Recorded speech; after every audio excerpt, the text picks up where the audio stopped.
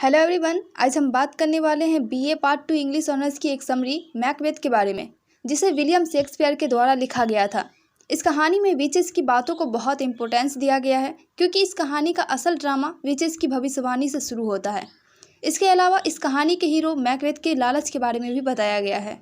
अब अगर इस समरी की बात करें तो इस कहानी की शुरुआत स्कॉट और नॉर्वे के युद्ध से होती है, जिसमें स्कॉट के राजा डनकन जीत जाते हैं और इस युद्ध को जीतने में मैकबेथ का बहुत बड़ा योगदान था और इसी वजह से इस युद्ध का सबसे ज़्यादा क्रेडिट मैकबेथ को ही जाता है, जो बहुत ही बहादुरी के साथ इस युद्ध को जीत लेते हैं। अब अगर मैकबेथ के बारे में और जानने की कोशिश करें तो युद्ध के बाद जब मैकबेथ अपने दोस्त बेनको के साथ युद्ध के बारे में चर्चा करते हुए अपने घर की तरफ बढ़ रहे थे, तभी अचानक से उन दोनों के सामने 3 विचेस आ जाती है। विचेस को देखकर दोनों डर जाते हैं, लेकिन थोड़ी देर बाद वो 3 विचेस भविष्यवाणी करने लगती है। वे 3 विचेस मैकबेथ से कहती है कि सबसे पहले तुम्हें थैन ऑफ कॉर्डर बनाया जाएगा, उसके बाद आने वाले टाइम में सम्राट बनोगे, और बेनको से कहती है कि तुम तो राजा नहीं बनोगे, पर तुम्हारा बेटा मैकबेथ के बाद ज़रूर राजा बनेगा।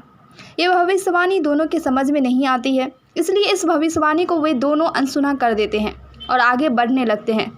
कुछ ही कदम चलने के बाद वहाँ पर राजा का सिपाही आता है और मैकबेथ से कहता है कि तुम्हें थन ऑफ कॉर्डर बना दिया गया है, मतलब कि विचेस की पहली भविष्यवाणी सच हो चुकी थी। स्कॉट के राजा डनकन मैकबेथ को थन ऑफ कॉर्डर बनाने के साथ साथ अपना उत्तराधिकारी अपने बड़े बेटे मालकोल्म को चुन लिया था, लेकिन मैकबेथ चाहता था कि विचेस की दूसरी भविष्यवाणी भी सच हो जाए।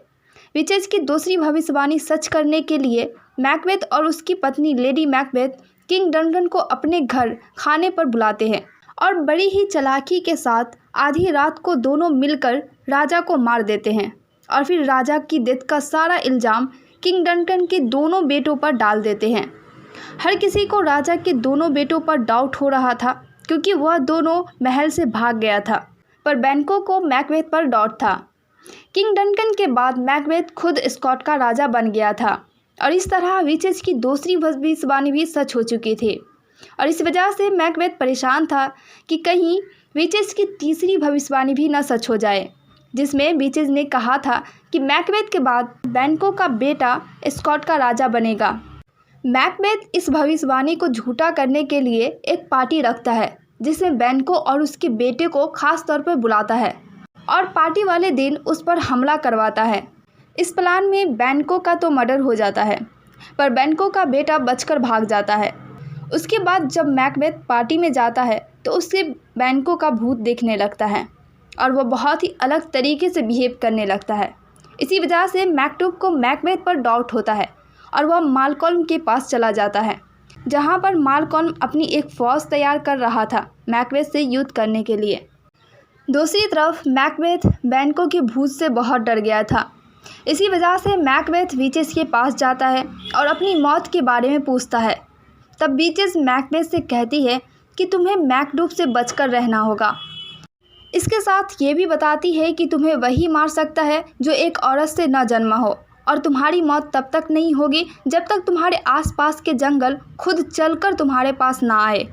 विचेस की ये बात सुनकर मैकबेथ बहुत संतुष्ट हो गया कि उसे कोई नहीं मार सकता है, क्योंकि जंगल खुद नहीं चल सकता है, और अपनी इसी सोच के साथ वह बहुत तानाशाह हो गया था। इसी वजह से सब लोग मैकबेथ के खिलाफ हो गए थे और सब युद्ध करने के लिए तैयार थे। जब युद्ध का समय आया तो लेडी मैकबेथ पागल हो चुकी थी और मैकबेथ युद्ध से बचने के लिए महल को चारों तरफ से बंद कर दिया था। दूसरी तरफ मालकोल्म अपनी सिपाहियों से कहता है कि आसपास के पेड़ों की टहनियों से खुद को कवर कर ले, ताकि सिपाहियों की संख्या का पता न चल पाए। इस तरह जब मालकोल्म की आर्मी महल की तरफ बढ़ रही थी तो ऐसा लग रहा था जैसे पूरा जंगल खुद चलकर आ रहा हो। इस समरी के एंड में बताया जाता है कि मालकोल्म मैकबेथ को पकड़ लेते हैं और मैकडूफ मैकबेथ की हत्या कर देते हैं।